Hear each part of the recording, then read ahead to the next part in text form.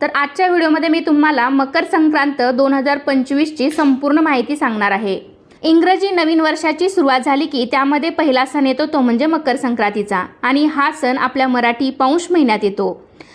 संक्रांतीचा पुण्यकाल मंगळवार दिनांक 14 जानेवारी 2025 रोजी सकाळी 8:54 पासून ते संध्याकाळी 4:54 पर्यंत असणार आहे।